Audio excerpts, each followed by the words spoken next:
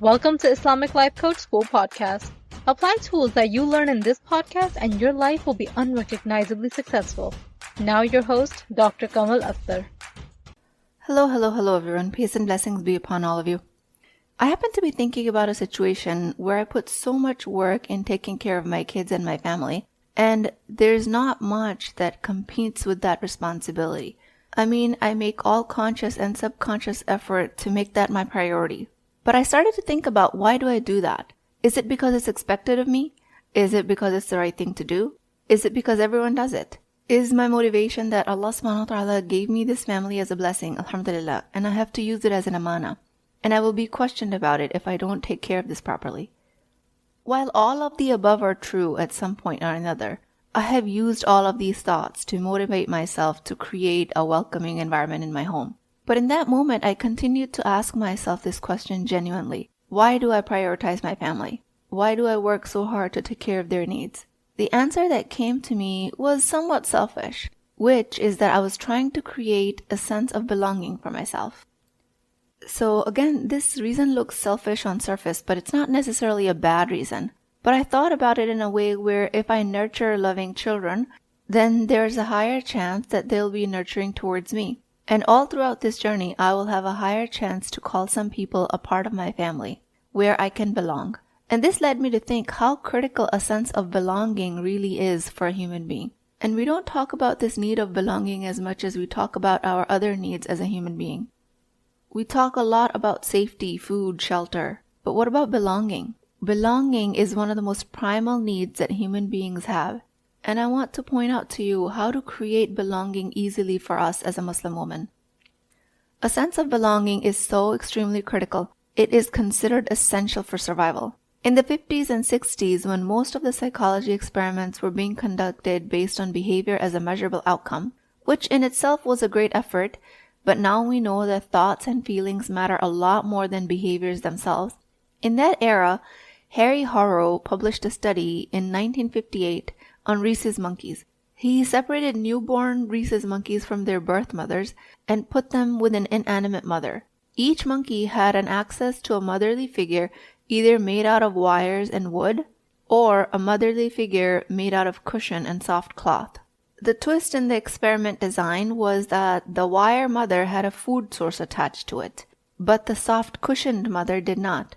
You would think that baby monkeys would prefer food for survival, but they preferred the soft mother. They would only detach from her to drink milk and then come right back. Now, he was studying attachment behaviors, but this, along with many other scientific studies, show that human need of belonging, which is right alongside of food and basic safety. So infant rhesus monkeys form a more affectionate bond with a soft cloth mother, who did not offer them any food. They did not create an affectionate bond with a wire-made surrogate mother that did provide food, but didn't provide comfort. This is just a small experiment showing you the importance of belonging. So given that we've proven a sense of belonging is extremely important for your well-being in your life, how are you creating it for yourself? I ask this often to myself. Where do I have this in my life? How am I working to create it? If I already have it, how can I nurture it more? If I don't have it, how can I obtain it? And all of these questions are valid. And like I said at the beginning of the podcast, this was my selfish conclusion when I provide support for my family. I'm hoping for a sense of belonging. It's not necessarily bad. So my effort in this podcast is to help you create belonging for yourself with minimum effort. But also let's talk about the misconception, which is that we think belonging comes from other people for us, meaning it's somebody else's responsibility to give us a sense of belonging. And this is just again a gentle reminder. Our own sense of belonging comes from us, even when we're taking care of responsibilities towards others. As a mother towards your children, as a wife towards your husband, as an employee towards your colleague and your workforce, as a sister towards your siblings. If you are taking care of all of these responsibilities, you are creating your own sense of belonging. It does not come from other people accepting your services. They can never give you a sense of belonging. Your sense of belonging only comes from your own thoughts. You can draw a sense of belonging from their presence, as I draw a sense of belonging from my family, my children, my friends as they're around me, but it comes from my own thoughts. So as a Muslim woman, for us to create a fulfilling life and having a sense of that belonging is absolutely fundamental. So how are you going to actually create that? How are you going to create it for yourself in your current life as it stands today?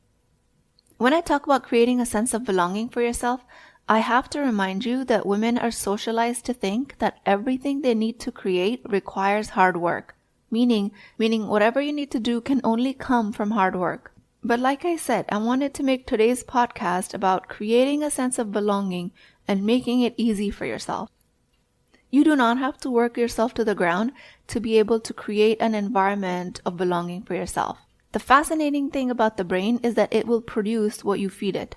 Perceptions are projected, and projections are perceived. So if you're feeding into thoughts that it's hard work to create belonging or anything valuable, then you will find yourself working hard to create all of that. And your brain will never come up with any idea of how to create that value easily. This podcast is about creating your own sense of belonging with enjoyable effort that feels easy, flows smoothly, and doesn't leave you tired and spent. This sense of belonging is extremely nourishing. It's not energy draining. It's energy repleting, if anything. And there are 3 themes that you're going to get used to when it comes to being able to create your own sense of belonging with ease and comfort. And don't worry, for the introverts, it does not always require conversations and talking to people in gatherings. You can always create a sense of belonging without ever starting a conversation. The 3 common themes that I'm talking about are, number 1, you create belonging with humanity at large, not just with people in your immediate family and relationships or your BFFs. Number 2, as I mentioned before, is that you make it easy for yourself. Give yourself instructions of how you can extract a sense of belonging from a person or a group of people without making it hard work. It doesn't mean when you choose to belong to a group that you have to do acts of service for them. You don't really have to. You can if you want to. You don't have to be the host. You don't have to stay late for cleanup after a friend's party. You don't always have to volunteer to take notes for a friend's group in a class. Your acts of service and your hard work doesn't always increase the chance of belonging in a group. And I emphasize this point over and over again because as women, we are so deeply encultured on thoughts about service, and that's the only way that other people will accept us. We are brought up to believe that self-sacrifice is the only chance at belonging. But that is not the absolute truth. Yes, it happens, but that is not the only way. Just asking this question and giving yourself instructions that I want to easily create a sense of belonging in this conference, in this party, in this play date, or on this date. How can I do that? Just asking this question will help you step out of your self-sacrificing mode and make this process refreshing, repleting, and self-sustaining. Then number 3 of the common themes is you can totally undertake this journey for selfish reasons, meaning you are creating a sense of belonging for yourself. All of this to create your own sense of safety and providing yourself your basic human need. All of this just to fill your own cup if you wanted. And then when your own cup is filled, you can do whatever you want with it. I personally recommend that you take this journey for your own reasons and don't call it selfish, because you deserve a fulfilling life just as anybody else. And I coach a lot of women around this topic. So these 3 common themes don't only create belonging within your birth family and your cousins and childhood friends or college friends, but creates belonging with humanity at large. Do it in an easy way and do it for yourself. So what are some of the methods to do that? One of the easiest ways to create belonging is to identify shared values. This is so you can focus on what's common rather than what's different. When you focus on shared values, brain immediately presents to you a sense of belonging with that group of people or that person. The next easiest method to create belonging for yourself is to help the other person feel like they belong. So I love painting, and when I see an art exhibit at our library from a local artist, I appreciate what I find beautiful, and I make an effort to leave a written note. Or I find their Instagram or their website and DM them about the pieces that I saw. All of this creates an immediate sense of belonging for me, belonging to the art community, regardless of what my skill level is. All I'm doing is acknowledging other people's effort, creating a sense of belonging and appreciation for them, and my brain creates a sense of belonging for myself through this common interest. And notice how this doesn't involve any direct conversation. And this is just one method. Although I myself love having conversations, especially about topics of interest, about art, but this is just an example. Take interest in other people's passions as much as you want them to be interested in yours. Like, you have to understand how mind-numbingly easy this method is. It is because when you create a sense of belonging for somebody else, not only do they immediately reciprocate it, but independent of their actions, your brain will immediately reciprocate with giving you a sense of belonging in that group. It doesn't matter what their actions are. Your own subconscious mind will create proof that you now belong. And it doesn't have to be as an artist. It could be as somebody who has an eye for beauty and skill. So focus on what's common. Did you travel to the same place? Were you born in the same month? Do you have the same number of siblings? Do you enjoy rainy weather? Do you hate clutter? And again, practice doing that at all levels of humanity, from strangers to closest relatives. You will be surprised when you seek out commonality with others, how easy it is for your subconscious mind to help you see that you belong, and it immediately starts to fulfill your one of the most basic needs as a human being. The next one is compliment. Not just randomly, not forcefully, but only when you actually mean it. And it does not have to be the most flattering compliment. It could just be a small one. Like, I like your choice of the wheat bread with your dinner. I think I'm going to go with the same sandwich that you ordered.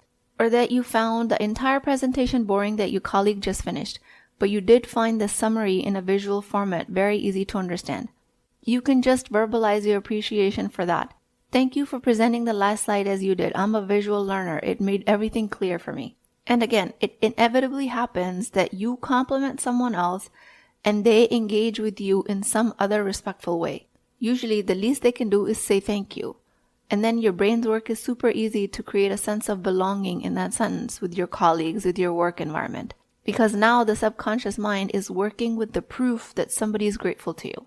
And all of that with the most minimal effort. But extracting that sense of belonging still depends on you. Because if you're not trying to do it with ease, your brain will ignore this proof of appreciation. So compliment appearance, compliment choice of wardrobe, compliment skill level, compliment somebody's parenting style. It is such an easy method because compliments are not hard to think of. Through a compliment, through a common interest, you create space for somebody where they haven't created space for themselves. You're noticing things they might have not even noticed for themselves. Even after all of these acts, no matter how easy it is still your responsibility to think that I'm doing this to create my own belonging. I want to be the person who helps other people feel good about themselves. I want to be remembered for noticing people, for complimenting them, for lifting them up. So then the next method has to do with causing no harm. And as a physician, we take a Hippocratic oath. Part of it says, do no harm. And the same can be applied to your own efforts of belonging. Meaning, if you have nothing nice to say, just don't say anything. You can consciously choose times and places where when something doesn't sit right with you, you vocalize clearly, forcefully, with a constructive manner, not in a degrading manner that doesn't help any party, that doesn't help your message. But if you've chosen a scenario where you want to create your sense of belonging, let's say it's a work party because you like your job and you want to start to like people, but it's hard for your brain to find something common and it's hard for you to find something to compliment, then start with do no harm first. Reject the tendency to blame when there are issues. Focus on understanding the problem rather than assigning blame. Blame and judgment of others will only create an unproductive atmosphere. If you avoid this tendency to harm, you have a higher chance of creating belonging since you have already decided to do so. This do no harm philosophy is extremely helpful in your long-term relationships and your deep, meaningful relationships, because even when you're having differences of opinion, and actually especially when you're having differences of opinion, it is extremely important not to assign blame, because that will immediately eat away at your belonging without really solving the problem. Along the lines of do no harm, the next recommendation is do your best to not give unsolicited advice. There are a lot of situations when we think other people will benefit from our opinion, but practice recognizing if they ask for it or not. Giving unsolicited advice eats away at belonging. Continuing with the do no harm philosophy, another way to create belonging is to keep secrets.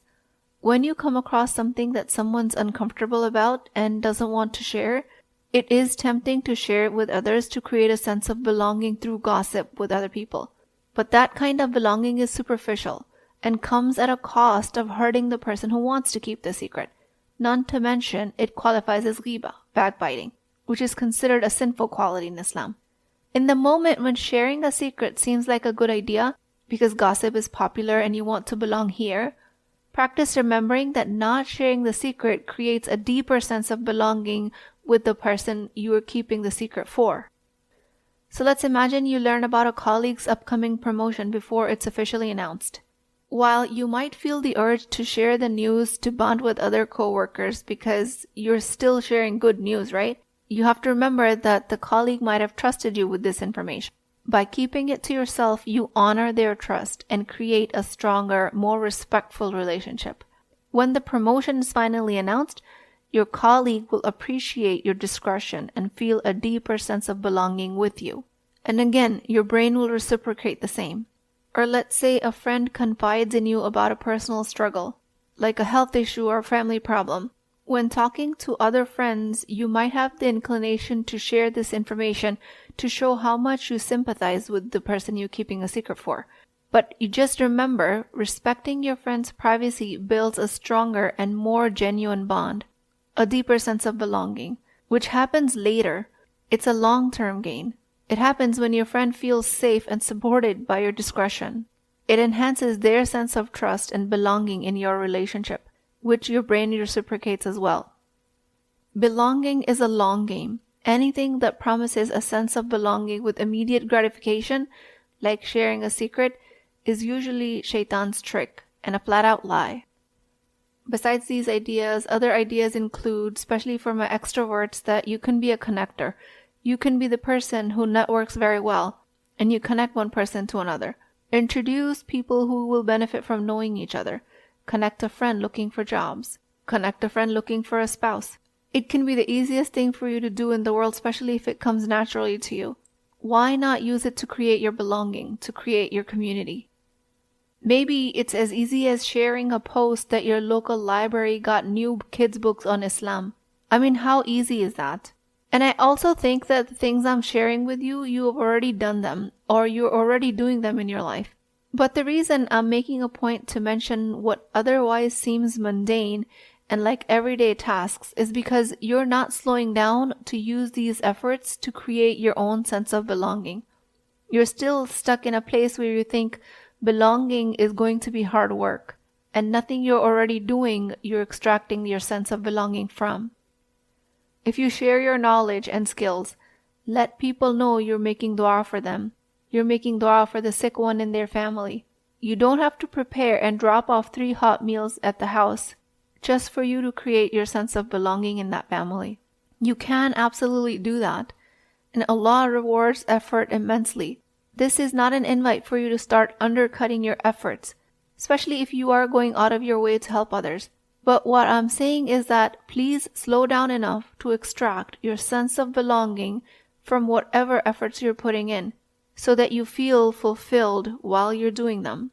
No matter how small your effort is, only Allah subhanahu wa ta'ala can reward exponentially, inshallah. Slow down enough to gather your most basic human need, regardless of the effort you're putting in. But this is a special invite to make your process easy for yourself. Practice active listening, especially if it comes easy for you. Just reciprocate the very last point that the other person made, just in your own words, if you couldn't pay attention to all of their conversation. Giving full attention for too long, if you haven't had practice, is hard for some people. But again, how can you make it easy for yourself? Make eye contact. If that's uncomfortable, practice making eye contact for just 1 second. Then increase the duration by 1 second each week in your interactions. This is a classic desensitization technique. Now, you just have to be mindful that eye contact is not considered respectful in all cultures, so read the room. Express gratitude for things that meaningfully help you. No matter how small the other person thinks their effort was, just thank them for it and mention why it was special for you. So they themselves can get over their own minimization of their effort. They can start to believe that what they did for you was actually meaningful to you. In all of this, regardless of what the other person does or doesn't do for you, how you create your sense of belonging is entirely up to you. If you're finding it challenging to think that you can create a sense of belonging without self-sacrifice and extreme hard work, then I would remind you that you are already doing a lot of acts of service. You're just undermining these efforts and not counting them. Once you start to build your evidence up and start to build the effectiveness of your apparently minimal efforts, you will see how impactful they are in creating your belonging. You can create a lot of value with the least amount of effort if you can help people feel seen. The human being's most primal need is to belong. If you can send a thank you note, a text message that shows appreciation, that helps the other human being feel like you accept them, this is the best value you can create with the least amount of effort. In all of this, you would have to expand your capacity to feel the sense of belonging. Because if you're not used to, it might feel strange, and you might sabotage it in some unintentional way. Which is why it was a rude awakening for me when I came to the conclusion that I am in service of my family because I want to have a sense of belonging. I want to have a home. I want to belong to this group of people. A few more points that I want to make before our parting dua. Because of your ability of metacognition, to be able to think about your own thinking, it doesn't matter if you even have another human being around you. You can still create a unique opportunity of your own belonging within yourself. This is a superb gift that Allah subhanahu wa ta'ala has given each human being. And then, if everything else fails and you can't uplift yourself, you can always remember that you belong to Allah. That is just a factual reality that we're living in. So when you listen to this podcast and you implement everything week by week, you can come back to all of these concepts to create a change. But when there are days when you can't even put the easiest effort to create your own sense of belonging, then just support yourself. Because you always have the option of accepting yourself. You don't have to live in self-rejection. And if at times you find it hard to support yourself, then you always have Allah.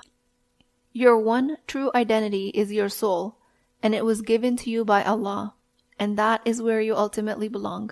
This is the most profound and the most effortless sense of belonging that you can create for yourself that will fill your cup. With that, I pray to Allah subhanahu wa ta'ala, O Allah, the most merciful, the creator of the heavens and earth, we ask you to fill our hearts with peace and tranquility. Help us find a sense of belonging and acceptance wherever we are, in our homes, communities, relationships. Grant us the wisdom to strengthen and protect the secrets entrusted to us. Help us build relationships based on trust and respect. Guide us to be the source of comfort and support for others, and help us remember that our mind, body, heart, and soul are never really alone, and always and ultimately belong to you, O Allah. Make all of our journeys easy for us in this life and the next. Ameen Ya Rabbul Alameen. Please keep me in your du'as. I will talk to you guys next time. If you're interested in getting coached by me, I'm offering a very affordable opportunity to do that with Wisdom Wednesdays. This is not a course, not a lecture. This is an opportunity for live coaching, real change with Islamic adab and etiquette. You do not need more information. You actually need a space to create change. At $19.99 a month, which is a price of takeout dinner, you as a Muslim woman will create confidence, intimacy, and connection without shame or fear of judgment, because your privacy is my highest priority. So join at www.islamiclifecoachschool.com, resources, Wisdom Wednesdays. I'll see you inside, inshallah.